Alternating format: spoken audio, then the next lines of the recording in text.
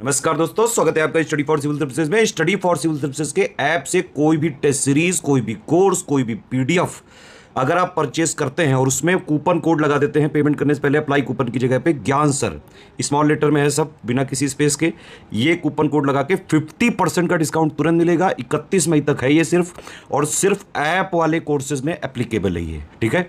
तो study for civil service में कई सारी टेस्ट सीरीज हैं, यूकेपीएससी है, बीपीएससी है, यूपीपीसीएस है, आरओ है, बीईओ वाली है ना। टेस्ट पीडीएफ में कई सारी पीडीएफ होती हैं, और कोर्सेज में भी कई सारे कोर्सेज, स्टडी मटेरियल और वीडियो कोर्सेज भी हैं। यूपीपीसीएस एग्रीकल्चर सर्विसेज वाला भी कोर्स है, कई सारे और कोर्स आने वाले हैं इसमें। नमस्कार दोस्तों ये 10 मिनट बहुत ज़्यादा इंपॉर्टेंट होने वाले हैं। ये वीडियो बहुत ज़्यादा ध्यान से देखिएगा। अगर आप यूपी में अधिकारी बनना चाहते हैं, चाहे एसडीएम हो, डीएसपी, जेलर, है ना, या रजिस्ट्रार, कुछ भी बनना चाहते हैं, तहसीलदार, नायब तहसीलदार, तो काफ़ी ज़्यादा इंपॉर्टेंट ये वीडियो होने वाली है। GS1 का जो पेपर होता है उसकी कंप्लीट एनालिसिस करेंगे। पेपर भी आपको दिखाऊंगा कैसा पेपर आता है, कितना आंसर लिखना है, कैसे लिखना है, कहाँ से चीज़ों को कवर करना है, सब जानेंगे, है ना। तो वीडियो में बने रहिए। आइए शुरू करते हैं। तो देखिए, सबसे पहला जो स्टेप होता है किसी भी एग्ज़ाम को निकालने का, वो होता है सिलेबस। कई लोगों को क्या है, आज तक सिलेबस ही क्लियर नहीं है, सिलेबस पे नज़र ही नहीं मारते हैं और फिर कहते हैं यार पेपर निकला नहीं। तो सबसे पहले एक एक पॉइंट का सिलेबस समझो। GS1 में आप देखोगे सिर्फ 15 पॉइंट हैं। कितने? 15 पॉइंट दिए हुए हैं। इन 15 पॉइंट को ध्यान से पहले पढ़ो। हिंदी इंग्लिश दोनों में दिखा रहा हूँ। भारतीय संस्कृति के इतिहास में प्राचीन काल से आधुनिक काल तक की कला, रूप, साहित्य एवं वास्तुकला के महत्वपूर्ण पहलू शामिल। मतलब इसका समझे क्या है, यानी पहला टॉपिक कह रहा है इंडियन आर्ट एंड क्या कह रहा हूँ, इंडियन आर्ट एंड कल्चर से डील कर रहे हैं। आर्ट एंड आर्किटेक्चर इसको बोलते हैं, इंडियन आर्किटेक्चर। कहाँ से? एंशियंट से लेके, है ना, जैसे मौर्याज वगैरह से लेके मॉडर्न तक। जब ब्रिटिशर्स आए, देखा नई पार्लियामेंट बनी, पूरा उस फेस को बनाना है। गांधार कला क्या थी, है ना, मथुरा कला क्या थी, इंडो इस्लामिक आर्ट क्या था, ये सब समझे। तो पहला टॉपिक तो आर्ट एंड आर्किटेक्चर का है, ठीक, जो आपको कवर करना है कंप्लीट। दूसरा आपको दिख रहा है, बहुत ध्यान से समझिएगा, आधुनिक भारत का इतिहास यानी मॉडर्न हिस्ट्री की बात कर रहा है। कब से कब तक टाइम पे फोकस करना है। देखिए, मॉडर्न हिस्ट्री सिर्फ है, एंशिएंट मिडीवल हिस्ट्री इन सब में नहीं आती है मेंस में, समझो, वो सिर्फ प्रीलिम्स में है। 1757 यानी बैटल ऑफ प्लासी से आज़ादी तक की जितनी महत्वपूर्ण घटनाएं हैं, व्यक्तित्व, मतलब समझे, गांधी का रोल, अंबेडकर का रोल, सुभाष चंद्र बोस का रोल, और क्या क्या समस्याएं आई, है ना, इन लोगों के सामने, रिवॉल्ट ऑफ 1857, ये सब। तो कहने का मतलब है 1757 प्लासी के युद्ध से लेके भारत की आज़ादी तक का पूरा इतिहास, ये मेंस का पार्ट है ना। इसमें मिडीवल, एंशिएंट, ये सब मेंस में नहीं आती, ये आपके लिए अच्छी बात है। दूसरा, स्वतंत्रता संग्राम, समझे, इसके विभिन्न चरण और देश के विभिन्न भागों से इसमें अपना योगदान देने वाले महत्वपूर्ण व्यक्ति और उनका योगदान, वो इसी में कवर हो गया। स्वतंत्रता संग्राम नहीं समझे क्या हो गया भाई, non cooperation movement, civil disobedience movement, quit India movement, है ना, ये सब आ गया स्वतंत्रता संग्राम में। 1857 की क्रांति, ये इसमें आ गया। स्वतंत्रता के पश्चात देश के अंदर एकीकरण और पुनर्गठन 1965 तक। इसका मतलब समझे, आज़ादी हुई 1947 से लेके सिर्फ 1965 तक, है ना। Indo China war, Indo Pakistan war जो हुई हमारी, मतलब इंडिया पाकिस्तान की वॉर जो हुई, चाइना की वॉर हुई, जो हमने प्लानिंग करी है ना, 5 ईयर प्लान बनाए। पहले प्लान में एग्रीकल्चर, दूसरे प्लान में इंडस्ट्री, ये सब आपको बताना है ना। कैसे भारत को एक करा, जो जूनागढ़ है, कश्मीर है, और आपका हैदराबाद है, सरदार वल्लभ भाई पटेल ने कैसे इन रियासतों को एक करा, कैसे भाषा के आधार पर जो राज्यों की डिमांड हुई, ये सब। तो कहने का मतलब है आपको हिस्ट्री पढ़नी है, कहाँ से कहाँ तक, 1957, 1757 से 1947, और 1947 से लेके 1965, जिसको हम पोस्ट इंडिपेंडेंस भी बोलते हैं हिस्ट्री, पोस्ट इंडिपेंडेंट हिस्ट्री बोलते हैं, ठीक है। सिलेबस को ध्यान से पढ़िए पहले, ठीक। फिर विश्व का इतिहास में, यानी वर्ल्ड हिस्ट्री की बात कर रहा है। वर्ल्ड हिस्ट्री से सिर्फ 1 या 2 क्वेश्चन आता है, तो ज़्यादा इनपुट आउटपुट इसमें नहीं देना, सिर्फ जितना बताया जाए उतना पढ़ना। ध्यान से सुनिए, वर्ल्ड हिस्ट्री में क्या क्या है, पूरी दुनिया की हिस्ट्री नहीं है। सिर्फ आपको फ्रांस की क्रांति, जो फ्रेंच रेवोल्यूशन है, इंडस्ट्रियल रेवोल्यूशन यानी औद्योगिक क्रांति, वर्ल्ड वॉर 1, वर्ल्ड वॉर 2 दोनों, राष्ट्रीय सीमाओं का पुनः सीमांकन, जो भी बॉर्डर हुए हैं दोनों देशों के बीच में, उपनिवेशवाद, मतलब जो कॉलोनियलिज्म हुआ है, उपनिवेशवाद ख़त्म कैसे हुआ, राजनीतिक दर्शन शास्त्र, जैसे साम्यवाद क्या होता है, पूंजीवाद क्या है, समाजवाद क्या है, नाजीवाद क्या है, फाजीवाद क्या है ना, इसके डायरेक्ट सवाल। और इन सब के जितने 15 पॉइंट है ना, इसका हम आपको एक कंपाइलेशन सिर्फ देंगे। अगर स्टडी फॉर सिविल सर्विसेज से लेंगे आप, तो सिर्फ एक कंपाइलेशन मिलेगा GS1 का, जिसमें सारे टॉपिक होंगे। अभी आपको और दिखाता हूँ। ये तो यहाँ से हिस्ट्री खत्म हो गई, ठीक है। क्या क्या हिस्ट्री हुई? मॉडर्न हिस्ट्री 1757 से 1947, पोस्ट इंडिपेंडेंस हिस्ट्री, उसके बाद world war one, world war two, French revolution, American revolution, ये सब। वर्ल्ड हिस्ट्री में ज़्यादा जोर नहीं देना है, एक सवाल आता है और कभी हो सकता है किस्मत ऐसी हो तो एक भी ना है, अच्छी किस्मत है। दूसरा आपको दिखेगा अब इंडियन सोसाइटी, भारतीय समाज और संस्कृति की मुख्य विशेषताएं। इंडियन सोसाइटी से रिलेटेड, इंडियन सोसाइटी जैसे इंडियन सोसाइटी में क्या क्या रोल है, वुमेन के क्या रोल थे, वुमेन को कैसे दबाया जा रहा है ना, क्या क्या समस्याएं वुमेन को फेस करनी पड़ती, भारतीय सोसाइटी कैसी है, ये सब। फिर महिला के बारे में, समाज और महिला संगठनों की भूमिका यानी एनजीओ वगैरह, जनसंख्या तथा संबद्ध समस्याएं, पॉपुलेशन से रिलेटेड क्या क्या प्रॉब्लम्स फेस करनी पड़ती, गरीबी क्या है, विकासात्मक विषय, शहरीकरण यानी अर्बनाइजेशन क्या है, उसकी समस्या क्या है, उसका समाधान क्या है। नहीं कि अब देख लो दिल्ली जैसे शहर इतने ज़्यादा अर्बनाइज हो गए हैं, बैंगलोर जैसे शहर इतने अर्बनाइज हो गए हैं कि अब वाटर क्राइसिस आने लग गई है, तो उसको लेके क्या क्या समस्याएं और आप क्या उसको समाधान दे सकते हैं, है ना। एक आप अगर एसडीएम बनने तो आपको समस्याओं का समाधान पता होना चाहिए। उदारीकरण, निजीकरण, वैश्वीकरण यानी जो एलपीजी रिफॉर्म आया था उसके बारे में इसमें बताना है, ठीक है, उससे क्या समाज पे असर पड़ा उसकी व्यवस्था से। सामाजिक सशक्तिकरण, सांप्रदायिकता, क्षेत्रवाद और धर्मनिरपेक्षता, ये इंडियन सोसाइटी का पार्ट है कि सामाजिक सशक्तिकरण क्या है, सांप्रदायिकता क्या है, क्षेत्रवाद क्या है, धर्मनिरपेक्षता क्या है, ये सब। ये सारे टॉपिक के आपके पास अगर नोट्स होंगे बुलेट पॉइंट पे इन सब के, ठीक है, तो आप करंट से लिंक करके बता पाओगे कि क्षेत्रवाद क्या है। जैसे आपको नहीं देखा होगा कई लोगों को अपने ही एरिया से इतना ज़्यादा प्यार होता है तो दूसरे को वो एलिनिएट करने लगते हैं। जैसे मराठीन जो थे पहले उत्तर प्रदेश वालों को बहुत मारते थे, भगाते थे ना, क्षेत्रवादी तो है एक तरह से। विश्व के प्रमुख संसाधन, अब ज्योग्राफी शुरू हो गई, जल, मिट्टियाँ, वन, दक्षिण एवं दक्षिण पूर्व एशिया में भारत के विशेष संदर्भ में, मतलब ये इन ज्योग्राफी की बात कर रहा, फिजिकल ज्योग्राफी की। भौतिक भूगोल यानी फिजिकल ज्योग्राफी, जैसे भूकंप के बारे में, सुनामी, जो लिखा है सिर्फ वही पढ़ना है, भूकंप, सुनामी, ज्वालामुखी, चक्रवात कैसे आता है, समुद्री जलधाराएं यानी ओशियन करंट, पवन, टाइप ऑफ विंड्स, हिमसरिताएँ, भारत के सामुद्रिक संसाधन एवं उनकी संभवता, भारत के पास क्या क्या ओशियन में रिसोर्सेज हैं, मानव प्रवास, विश्व की शरणार्थी समस्या, आप देख रहे हो ना रोहिंग्या इशू, और जो सीएए हुआ है उसके थ्रू कौन जो इलीगल तरीके से बांग्लादेशी आते हैं वो सब, सीमांत तथा सीमाएं जो भारत से चलती, जैसे मैकमोहन लाइन चाइना से है, रेडक्लिफ लाइन इंडिया से, जनसंख्या एवं अधिवास की कैसे जनसंख्या से आप निपटोगे, उसकी क्या समस्या है। तो ये पूरे 15 जो पॉइंट्स हैं, इंग्लिश में भी देख लें अगर आप चाहते हो तो इंग्लिश में भी देख सकते हो, है तो एक ही चीज़ है ना।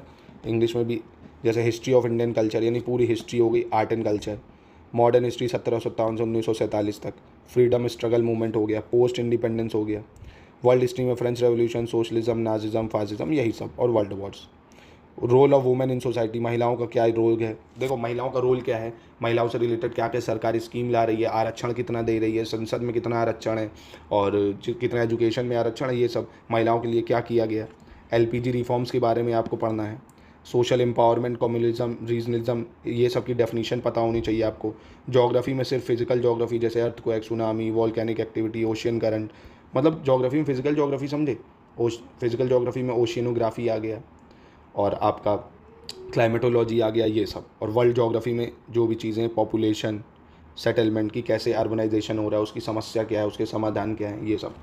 देखिए इन सब की जो कंप्लीट है, जैसे GS 1 में जो 15 पॉइंट है, इसके कंप्लीट नोट्स GS 1, 2, 3, 4, जैसे GS 2 में 22 पॉइंट होते हैं, ये भी आपको GS 3 में जो 18 पॉइंट है, 4 में है, 5, 6, कंप्लीट नोट 7800 रुपये के मिल जाएंगे आपको अगर आप चाहते हैं। और यही नहीं, साथ ही में देखिए 500 मोस्ट एक्सपेक्टेड मॉडल क्वेश्चन मिलेंगे विद मॉडल आंसर, कि आप ये समझ पाओ कि अच्छा इस क्वेश्चन को कितना लिखना है, कैसे लिखना है, ये सब आप समझ जाओगे आराम से। तो 7800 का ग्रुप है हमारा। अब देखते हैं, देखिए GS 1 का पेपर दिखाता हूँ आपको मैं। अब ये है देखिए GS 1 का पेपर, ठीक है, GS 1 का पेपर है।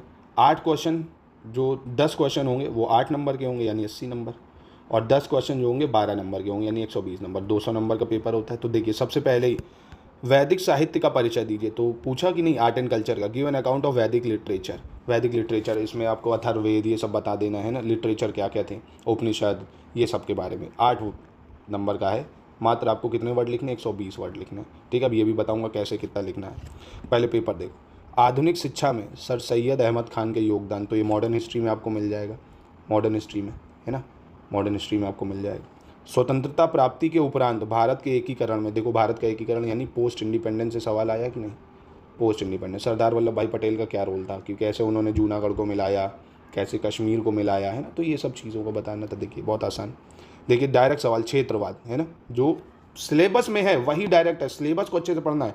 क्षेत्रवाद भारत के विकास में किस प्रकार बाधाएं उत्पन्न करता है ना, तो क्षेत्रवाद से आप क्या समझते हैं, क्षेत्रवाद की समस्याएं क्या क्या हैं, तो बहुत ही आसान चीज़ है।